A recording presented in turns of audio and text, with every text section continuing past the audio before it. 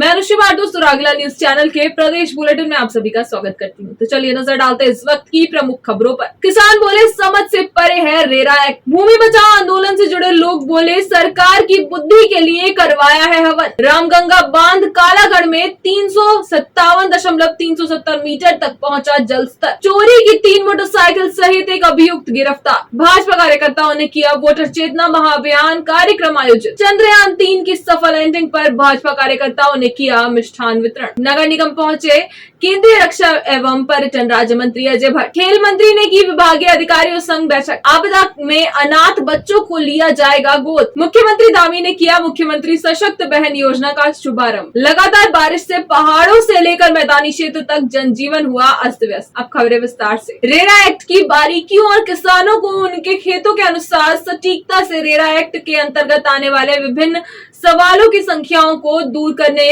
प्राधिकरण सचिव Pankaj Upadhyay city magistrate Richa Singh के साथ हिम्मतपुर तल्ला पहुंचे, जहां किसानों को एक्ट की विस्तृत जानकारी दी गई। वहीं दूसरी ओर किसानों के सवालों पर उन्होंने एक्ट को लेकर शिथिलता बढ़ते जाने की बात कही। संवाददाता दीपक अधिकारी की रिपोर्ट। जो स्टेक होल्डर्स है उनके साथ बैठक हुई थी नगर निगम में, बहुत सारे विषय आए थे। कुछ लोगों ने अपने नाम और नंबर भी दिए थे कि हमारी जो ग्राउंड पर देखें, हमारी छोटी यूथ है, पतली यूथ है, इन चीजों ग्राउंड पर देखा है। कहीं कहीं समाधान दिखाई पड़ता है कि अगर थोड़ा सा प्रयास करके समाधान हो सकता है। कहीं कहीं वास्तव में दिखाई पड़ रहा है कि 1 ही बीघा 1.5 बीघे की उनकी जमीन है, उसमें भी अगर 4-5 टुकड़े करके काटते हैं तो उनको दिक्कत हो सकती है। तो दोनों चीजें हैं, मिक्स है। समाधान होने लायक स्थितियां भी हैं, कहीं कहीं समाधान न होने की स्थितियां भी हैं। कहीं कहीं विकसित जगहें हो चुकी हैं जिसमें से आधी संपत्तियां बिक चुकी हैं, आधी बची हुई हैं। तो हर प्रकार की स्थितियों को हमने देखा है। कहां पर कैसा समाधान हो सकता है उसके संबंध में हम निश्चित तौर पे एक रिपोर्ट तैयार करेंगे। आगे हमारा 25 तारीख को रेरा के साथ वर्कशॉप है, जिसमें सभी स्टेक होल्डर को मैं आमंत्रित करता हूं, मीडिया को भी आमंत्रित करता हूं। हमने जो सभी आर्किटेक्ट, ड्राफ्टमैन और सिविल इंजीनियर्स को बुला रखा है। तो हमारा प्रयास है कि सभी लोग बैठे, सभी लोग शहर को बहुत अच्छी तरह जानते हैं। अभी तक जो विकास हो चुका है उसमें बहुत सारी कमियां रही हैं, उसको धीरे सुधार करने का प्रयास किया जा रहा है। फ्यूचर का जो हमारा क्षेत्र बचा हुआ है उसका कैसे नियोजित विकास हो सके, उसमें सभी लोग कैसे अपनी पॉजिटिव भागीदारी कर सकते हैं, उस पर विचार करना है हमें 25 तारीख को पुनः। इसीलिए हम ग्राउंड रियलिटी को देखने आए थे। और बाकी नहीं, देखिए रेरा कानून के विषय में कहना सूट नहीं करता है, प्राधिकरण सूट नहीं करता है, ये एकदम गलत है। रेरा के कुछ मानक है जिससे किसी को समस्याएं हो सकती हैं। कहीं कहीं प्राधिकरण के मानकों में शिथिलीकरण देने की व्यवस्थाएं भी है, ऑलरेडी हैं। तो ये सारी परिस्थितियों को देखने के बाद ही कुछ निर्णय हो पाएगा। और कोई ऐसा मानक नहीं होता है जिसमें 2-4 लोगों की जितनी समस्याएं ना आ जाएं। लेकिन पूरे अगर शहर की शहरीकरण की बात करें, फ्यूचर डेवलपमेंट की बात करें, जिस प्रकार से शहर बस रहा है, गोलापार क्षेत्र का नया विकास हो रहा है, हल्द्वानी का जो सराउंडिंग एरिया है, लामा चौक की तरफ का एरिया है, ये सारे बस रहे हैं। तो अगर ये भी पुराने ढर्रे पर ही बसते रहे, जिस प्रकार से आज से 20 साल पहले पतली पतली रोडें बनी, लोगों ने कॉलोनियां बनाई, उसमें उसके बाद लोगों की बाइक हुआ करती थी, साइकिल हुआ करती थी। आज हर घर में 4 व्हीलर है, किसी के घर में 2-2, 3-3 4 व्हीलर है।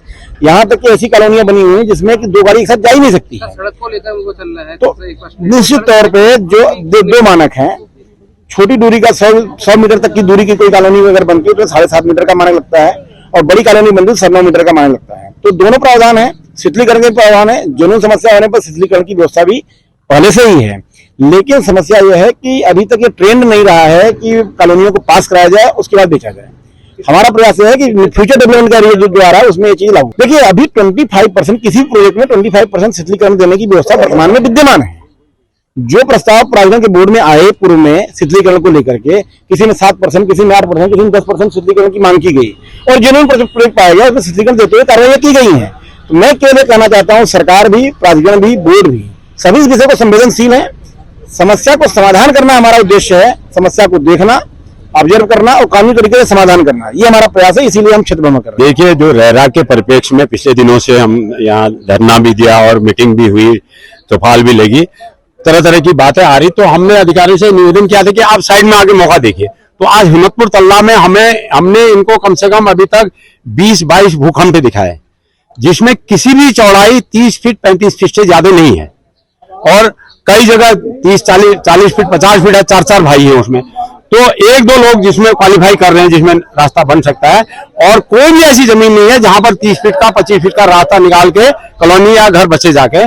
तो हमने अधिकारी को दिखाया। मैं उम्मीद करता हूं उनसे कि इस तरीके की रिपोर्ट शासन को भेजेंगे और रेरा के लिए जो यहाँ लागू करने की बात हो रही है उसको वापस करेंगे। देखिए, शिथिलीकरण कितना शिथिलीकरण करेंगे, हम तो ऐसी जगह में बसे हैं। अब जिस जगह पर आप खड़े हो ना, ये 12 फीट की रोड है और मुख्य मार्ग हमारा 12 फीट का है। इसके अंदर हमसे कहा कि 25 फीट का है और 30 फीट चौड़ी हमारी जमीनें हैं, तो उसमें 30 फीट सड़क छोड़ें या हम उसमें अपना घर बनाएं, ये दिक्कत है हमारी। तो बिल्कुल संतुष्ट नहीं है, क्योंकि रेरा में जो उन्होंने कानून निकाला है 30 फीट की रोड नहीं दे सकता है कोई भी किसान, क्योंकि 30 फीट की चौड़ाई खेत की है ही नहीं, तो कैसे देंगे हो।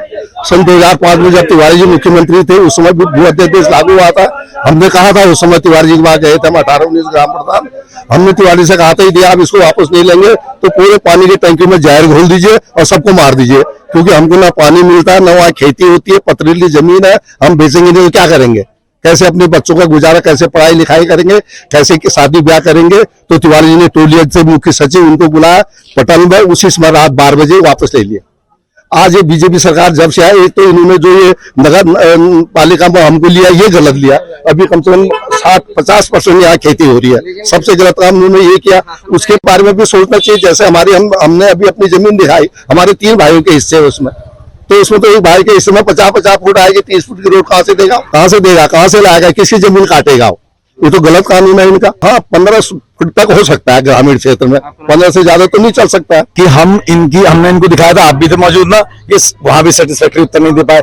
दरअसल ये जल्दीबाजी में जो बनाया है रेरा और ये प्राधिकार कानून जो है, इसमें साफ साफ वो आती है कि किसी बड़े बिल्डर को एक साथ क्लब करके जमीन किसानों को देने की तैयारी चल रही है, जिसका पुरजोर हम विरोध करेंगे। दूसरी बात, हम आपसे एक बात और कहते हैं, हम प्रेस मीडिया के माध्यम से कहते हैं, ये हमें विकास विरोधी बता रहा है ना, मैं दे रहा हूं इनको सोल्यूशन।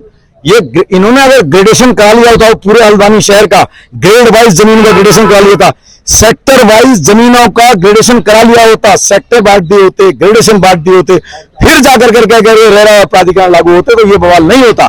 ये तो साफ दिख रहा है कि आप जो हमारी असलियत है उसका जवाब आप दे नहीं पा रहे हैं। आप अनावश्यक जो है हमको नए नए कानून में फंसाते जा रहे हैं। नहीं, हम प्रतिवाद नहीं करेंगे, सीधी बात है। हमारा बलजी भाई है, सब लोग ने साफ साफ कह दिया, हम कोई प्रतिवाद नहीं करेंगे, क्योंकि हम ऑलरेडी अपनी भावना को उससे अवगत करा चुके हैं। जहां तक शिथिलीकरण की बात है, ये कोई प्रस्ताव सॉलिड लेकर करके आए, बजाय अखबारों में हमको बुली करने के लिए कि हमारे रोज हमारे खिलाफ कोई ना कोई स्टेटमेंट देते हैं। आपको एक बात और क्लियर कर दूं, और मैं मौके बोल रहा हूँ, उपाध्याय जी अभी यही थे, 56 गांव की इन्होंने लिस्ट रखी, उसमें प्राधिकरण नहीं लगेगा, लेकिन रेरा तो है ना, रेरा तो है। तो ये झूठ बोल रहे हैं कि 56 गांव में जो प्राधिकरण है वही रेरा है, जो रेरा है वही प्राधिकरण है। ये कह रहा प्राधिकरण 56 गांव में है और प्राधिकरण उसके बाद नहीं है, बाकी गांव में रेरा है, तो जो रेरा है वो रेरा, वो प्राधिकरण है। मतलब मेरे पिताजी की अगर 2 संतानें तो उसके पीछे जोशी लगेगा, कुछ और नहीं, तो बेवकूफ बना रहे।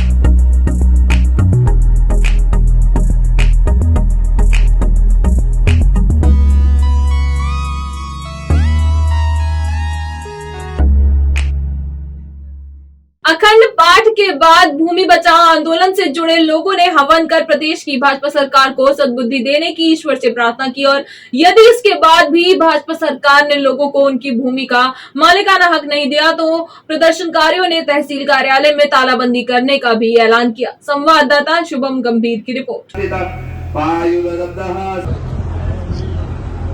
ये हवन यज्ञ किया गया है और कोई भी मिशन होता है, हमारे धार्मिक अनुष्ठान होते हैं, उसके निमित्त ये कल यहाँ सुखमनी साहिब का पाठ हुआ था और आज हवन यज्ञ किया गया है, ताकि ये आंदोलन अपनी सफलता प्राप्त करे।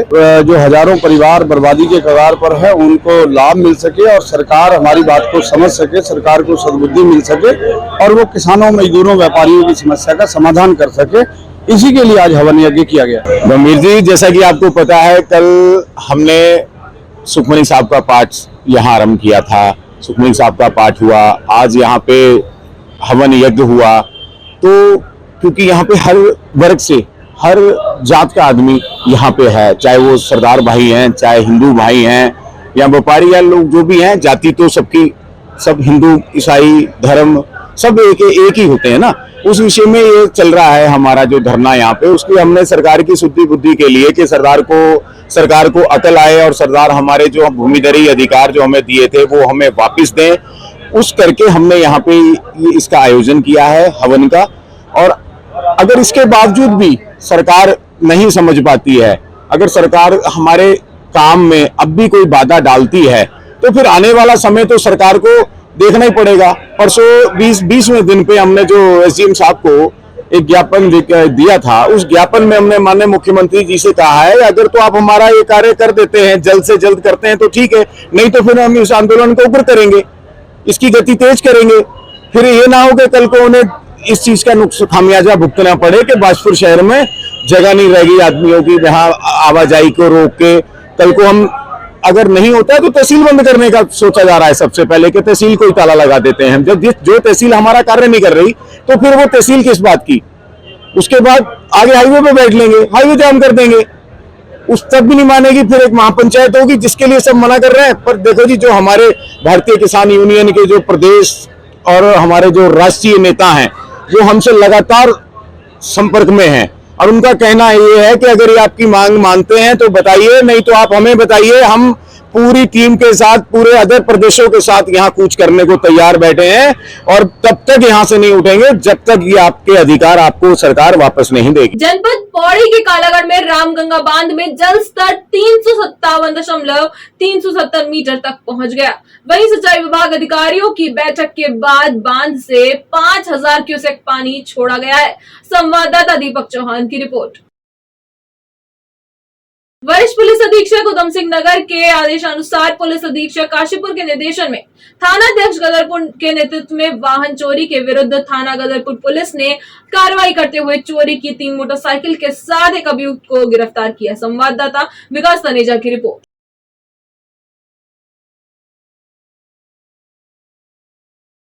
भारतीय जनता पार्टी द्वारा प्रदेश भर में आगामी लोकसभा चुनाव की तैयारी जोरों शोरों से की जा रही है। इसी क्रम में जनपद उधम सिंह नगर के जसपुर में भी बीजेपी पार्टी कार्यकर्ताओं द्वारा वोटर चेतना महाअभियान का कार्यक्रम किया गया, जिसमें भाजपा के छोटे से छोटे कार्यकर्ता भी शामिल हुए। संवाददाता दीपक चौहान की रिपोर्ट।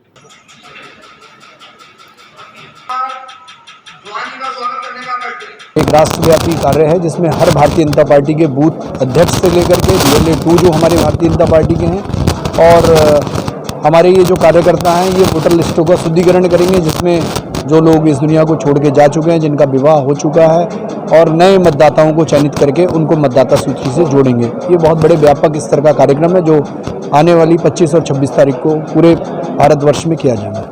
रूप से भारतीय जनता पार्टी का कार्यकर्ता हमेशा जोश से लबरेज होता है और हम लोग विचारों की पार्टी के लोग हैं।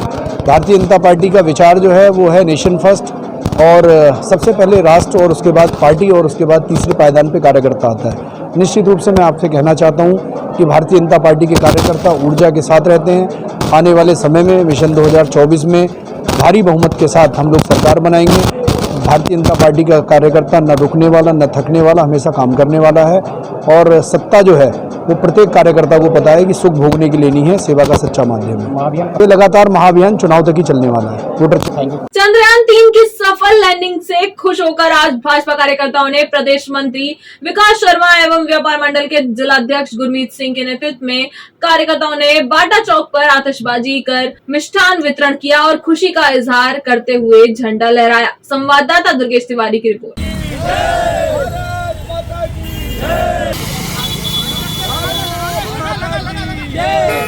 देश के चंद्रयान 3 के सफल लैंडिंग पर मैं अपनी ओर से, पूरे व्यापारियों की ओर से, पूरे देश के वैज्ञानिकों एवं जनता को बधाई देता हूँ।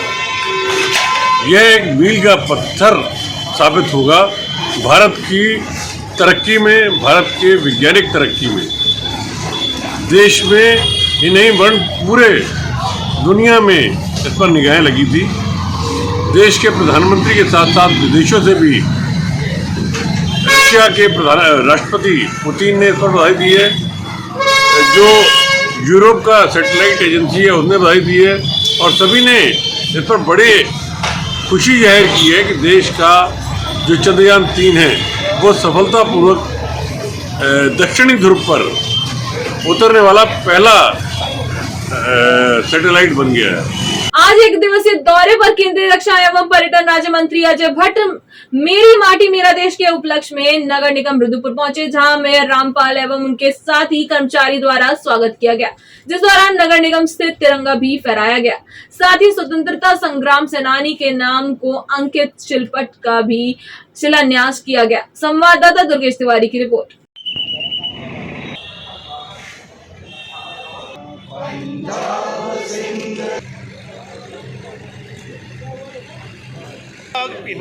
तैयारियां हैं हमारे संगठन में।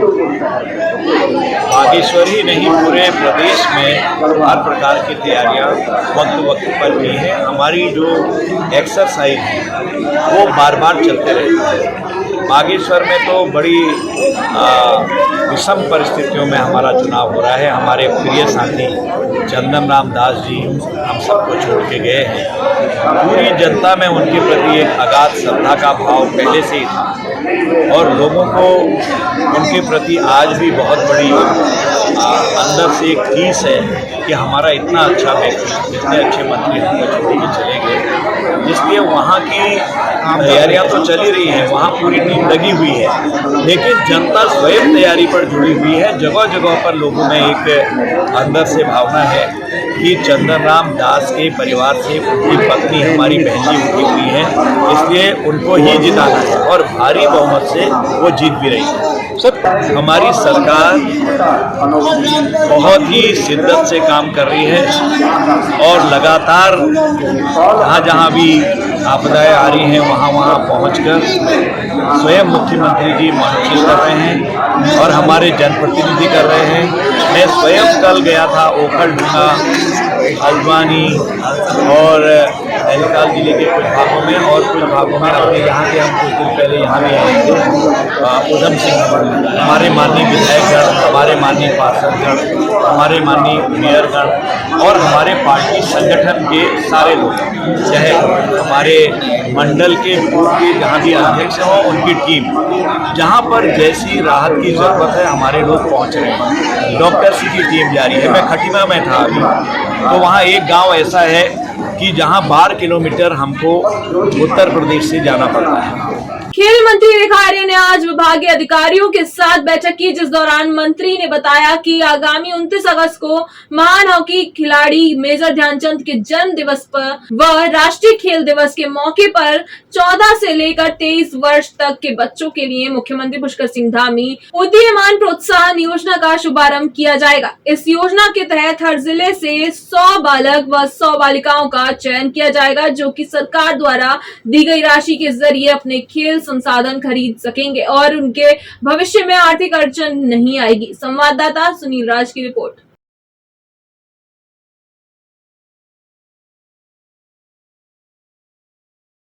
देखिए, आज खेल विभाग की बैठक हुई थी। बैठक का उद्देश्य आगामी 29 अगस्त को जो राष्ट्रीय खेल दिवस है, जो मेजर ध्यानचंद जी के जन्म दिवस पर हम सब लोग मनाते हैं, उसकी तैयारी बैठक थी कि आखिरकार उसमें हम लोगों ने अभी तक में क्या क्या तैयारी कर ली है। तो विभाग के संग बैठते हुए मैं समझती हूँ कि 29 अगस्त की संपूर्ण तैयारी विभाग ने कर ली है और एक हम नई योजना की शुरुआत भी माननीय मुख्यमंत्री जी के कर कमलों से उस दिन हम लोग करने जा रहे हैं, जिसमें हम लोग 14 वर्ष से लेकर 23 वर्ष तक के बच्चों को जो है खेल प्रोत्साहन राशि से जो है आच्छादित करने वाले हैं।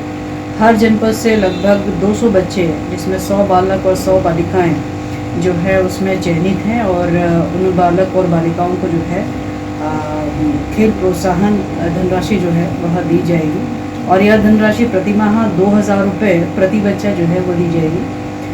सिंबॉलिक रूप से, चूँकि इस समय बरसात का समय चल रहा है, तो योजना की शुरुआती दृष्टिकोण से हम लोगों ने प्रारंभिक शुरुआत जो है जनपद देहरादून से की है।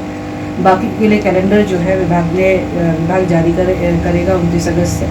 तो मैं मानती हूँ कि जो एक हमारा खेल नीति के तहत लगातार यह कोशिश कि हमारे बच्चे खेल के लिए जो उनका रुझान है, उनकी रुचि है, उसको समय पर प्रोत्साहन भी और अवसर भी प्राप्त हो सके, उसको विभाग सुनिश्चित कर रहा है।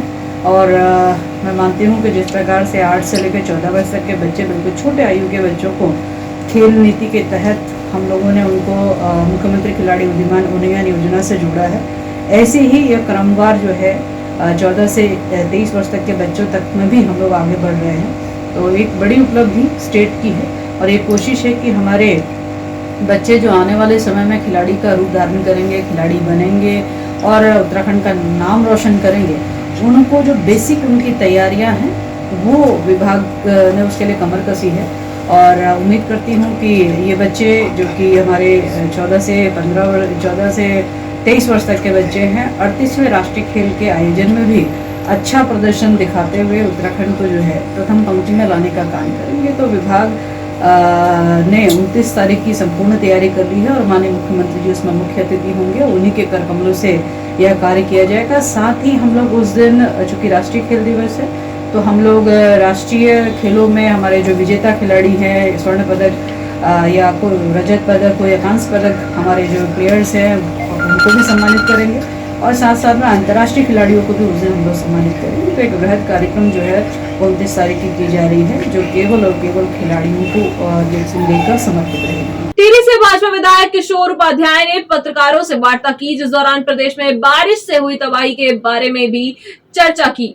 वहीं टिहरी के चंबा में बीते दिन हुए भूस्खलन से जनहानि और नुकसान के बारे में भी जानकारी दी। सूबे के मुख्यमंत्री पुष्कर सिंह धामी की सरकार एक नई योजना लाने जा रही है, जिसमें आपदा में अनाथ हुए बच्चों को गोद लिया जाएगा। संवाददाता सुनील राज की रिपोर्ट। आप देखेंगे कि ये एक जो जितना मैं समझता हूँ, देखो गांव का आदमी होने के नाते जो मैंने देखा है, गांव का मंत्री भी रहे, गांव ना मंत्री भी रहे, जहाँ हमारे विधायक रहे हैं, गांव के का क्या मैं तो ये सब जानकारी वाले, मैं तो 80 से ये सब चीजें देख रहा हूँ। जब हमने हिमालय और गंगा बचाओ ये सब चीजें भी, इसमें क्या है कि एक सर्कल आता है उसमें ना, कि जब जो है इस तरह की स्थितियां अधिकतर पैदा होती है। लेकिन दूसरी जो बात है, जो मैंने कहा कि हम मध्य हिमालय को हमको समझना चाहिए, उसकी तासीर को।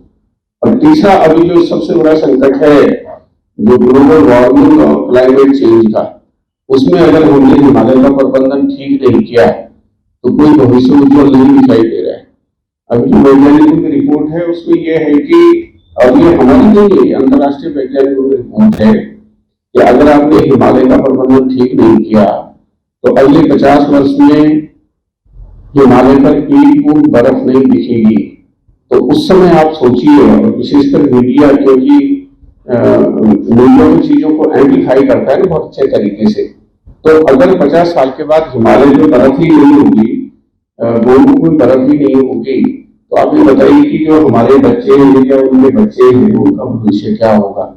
और उसकी जो असर है वो इतने खतरनाक है कि जैसे सिंगापुर आज सबसे अच्छा जो है व्यवस्थित शहर माना जाता है, तो अगर इस तरह की स्थिति होगी तो वो तो जो है कम से कम 50 मीटर पानी के नीचे होगा। उसी तरह की स्थिति जापान की होगी। तो मेरे ख्याल से हम लोग, क्योंकि मध्य हिमालय के रहने वाले लोग हैं और हिमालय ने हमेशा हमारी रक्षा की है, और अगर हम सेवा भाव से उस तरफ ध्यान नहीं देंगे तो फिर बड़ी विकट स्थिति पैदा हो सकती है।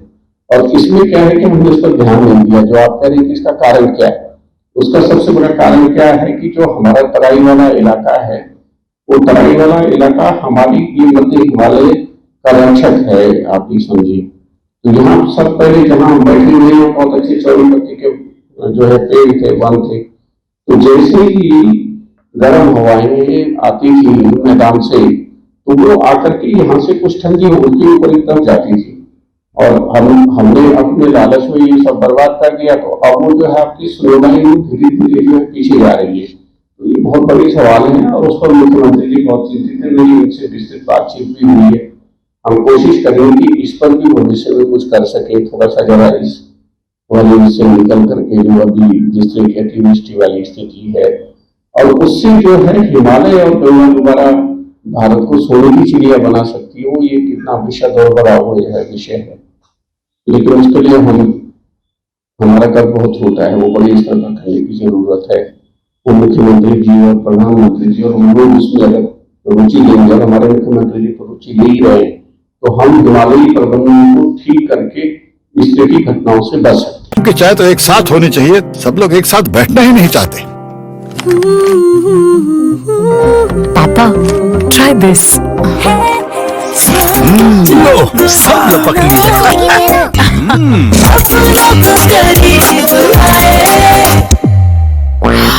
ये क्या हाल कर दिया है रूम का? बस कल से चाय मेरे रूम में। देवर पर नमकीन। उत्तराखंड के मुख्यमंत्री पुष्कर सिंह धामी ने आज सचिवालय परिसर में महिला स्वयं सहायता समूह के लिए बनी योजना मुख्यमंत्री सशक्त बहन योजना का शुभारंभ किया, जिस दौरान मुख्यमंत्री ने सभी स्थलों का निरीक्षण कर उत्पादन के बारे में जानकारी ली। व इस कार्यक्रम के दौरान मुख्यमंत्री की पत्नी गीता धामी भी मौजूद रही। वहीं वहां मौजूद तमाम महिलाओं ने मुख्यमंत्री व उनकी पत्नी को राखियां भी बांधी। 15 अगस्त को ये आइडिया आया।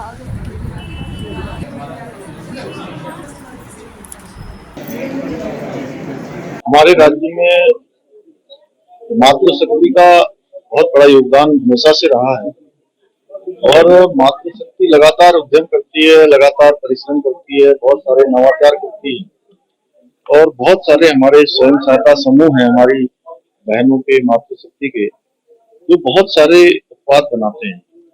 उसमें घरेलू उत्पाद भी हैं, बच्चों के उत्पाद भी हैं, अचार से लेकर सिलाई बुनाई, और रक्षाबंधन जैसे पर्व आ रहा है तो उस रक्षाबंधन पर्व में भी जो उनके द्वारा राखियां बनाई गई हैं, अन्य सामान बनाए गए हैं, बहुत ही उच्च दर्जे के हैं और उनको एक कोई प्लेटफॉर्म मिलना चाहिए, एक कोई स्थान मिलना चाहिए जहाँ पर उनके इन उत्पादों की ठीक प्रकार से उसको बाजार मिल पाए, उसका विपणन हो पाए।